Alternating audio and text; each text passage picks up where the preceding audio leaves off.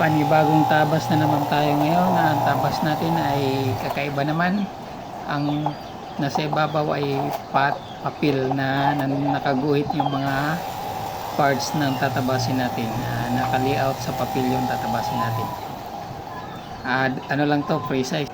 So iba-ibang klaseng pagtatabas. So yung nakaraan ng tabas ko ay mga pattern ang nasa ibabaw ng fabric. Ito naman ay buong papel, pero nakaguhit na yung mga parts ng tatabasin.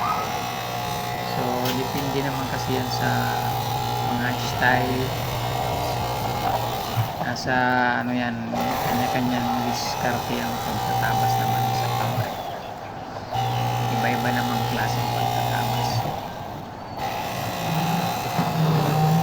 Ano to, polo na sleeveless to, pambabae.